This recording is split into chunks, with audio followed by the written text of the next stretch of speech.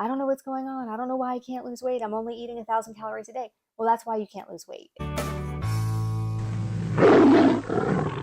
Hey there, welcome back to the Carnivore Revolution. I'm Serena, and today we're going to talk about some of the top reasons that you might not be losing weight on the carnivore diet. And I think it's important to say these are not going to be medical issues that you might have that could be keeping you from losing weight. So this is not because there's something wrong with your thyroid or there's something wrong with your other hormones.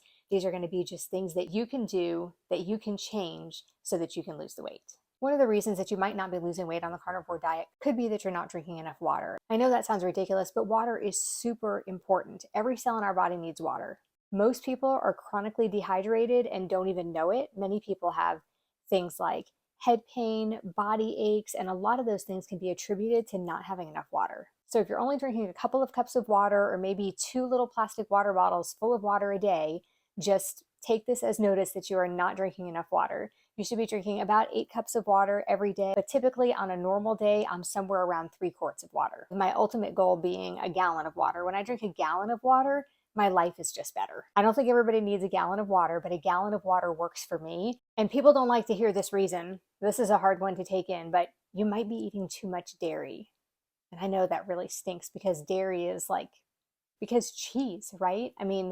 And when we start the carnivore diet, one of the things that lures us in and makes us want to do this carnivore diet is that we can have, you feel like you can have as much cheese as you want. But the truth is, cheese is inflammatory and it also has some addictive properties. So it's really easy to overdo it with cheese. So if you are including cheese in your carnivore diet and you're not losing weight, you're stalled, maybe you're gaining some weight, just kind of keep a check on the amount of cheese that you're eating, because there have been times in my almost 4 years on the carnivore diet where I have been eating like cheese on cheese on cheese. Like I would make cheese crackers and I would dip them in cheese and then I would sprinkle cheese on top.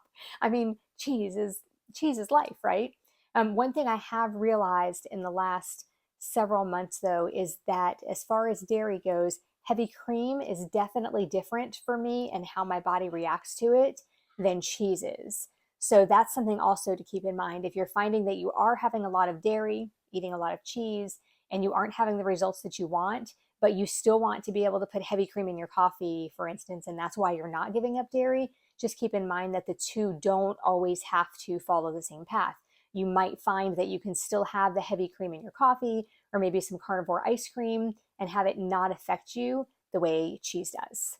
The number 7 reason that you might not be able to lose weight on the carnivore diet is that you're eating too many processed carnivore foods. Listen, I have been there. I've been doing this for a while. And what I have found is that there are lots of times where I'm eating things like clean hot dogs and pepperoni and a lot of breakfast sausage, a lot of bacon, maybe some natural deli meat. And what I find is that some of those things do cause inflammation and some of those things cause me to not lose weight as quickly as I would have liked. So keep it in mind that those processed foods kind of add up. And if you're eating maybe breakfast sausage in the morning, and then for lunch you're having deli meat, and then you're having bacon with dinner, just try not to eat those processed meats with every meal, and you might find that that makes a difference. The number 6 reason that you may not be losing weight on the carnivore diet is that you haven't given it enough time. And I know that's hard to hear because we see these stories of people women even dropping 20 pounds in a month doing the carnivore diet. Men sometimes lose 30. And it just seems like if you're doing the carnivore diet and you're following it and you're eating only animal products, you should be losing weight like all of these other people are. Just remember that your journey is not the same as everybody else's journey. My journey was way different than most people's journey. I gained 18 pounds in 8 months when I started the carnivore diet. And it's because I didn't really know what I was doing. Just keep in mind that everybody's journey is different and yours might take a little bit longer. And that's where some of these other things that we're going to talk about that might be causing you to not lose weight come into play. My number 5 reason that you might not be losing weight on the carnivore diet is your macros. Now I know part of the reason you're doing the carnivore diet is because you don't have to track food. I know that's what everybody says. When you look up the carnivore diet online, you find that everybody says you don't have to track your food. You eat when hungry until full. And that doesn't work for everybody, right?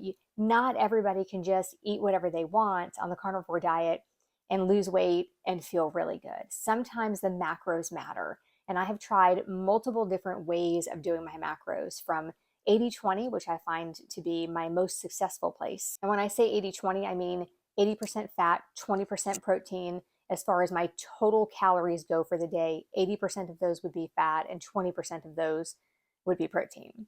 And because we don't eat any carbohydrates on the carnivore diet, I don't include those in those macros, even though sometimes dairy and eggs do have some carbohydrates in them. We don't usually include that. We still just kind of do the 80-20.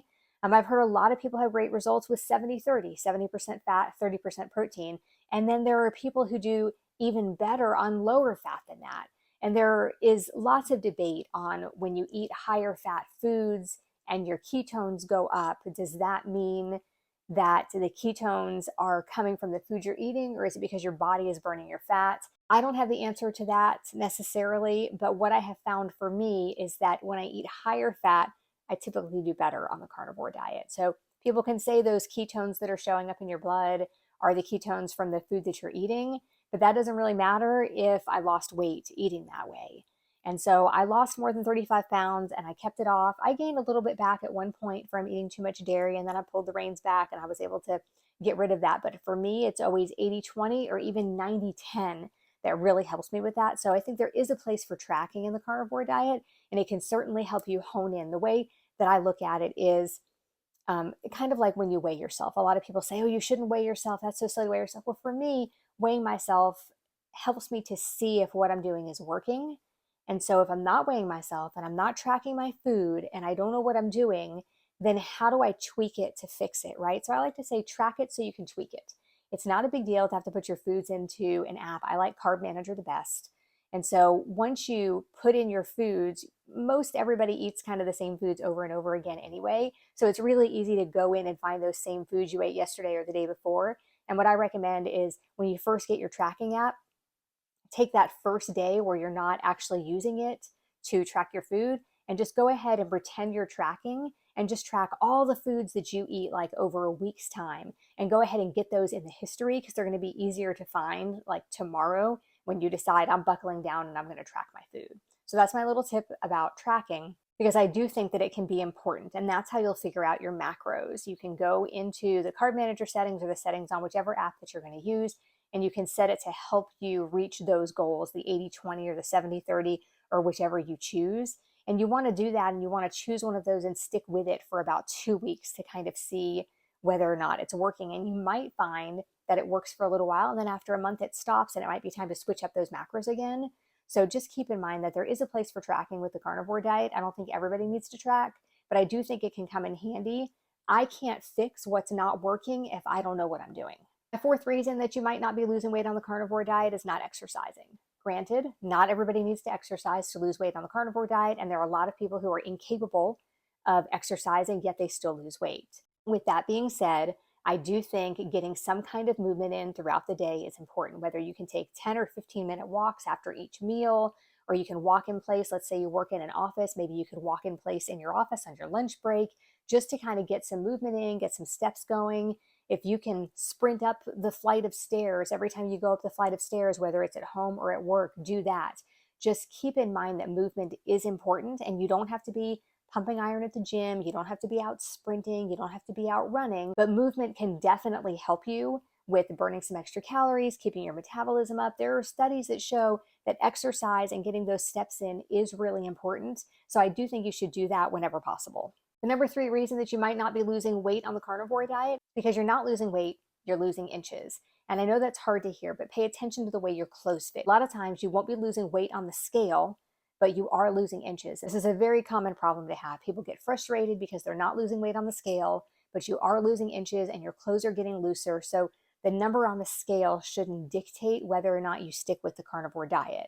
A lot of times you're going to feel really great, but not be losing weight. And ultimately, that's really what's more important anyway, is feeling great. Although I know you do want to lose the weight, you can just kind of sit back for a little while, relax, enjoy the food, let your body do some healing, and a lot of times the weight loss will come. The number 2 reason you may not be losing weight on the carnivore diet is because, shocker, you're overeating. And again, this is where the tracking comes in, because so many people are told at the beginning of the carnivore diet, eat when hungry until full. And if you come from an eating disordered or disordered eating background like I do, my body, even still at almost 4 years in, doesn't always know when I'm hungry and when I'm full. And I know that's a hard thing for a lot of people to understand. People say, well, you don't have to track, you should just eat. I know, I know. I wish that I could do that. But for me, I do have to track sometimes. I don't have to track every day, but I do have to track sometimes because there are days where I'm overeating and I just don't realize it because I'm having days where I'm hungrier.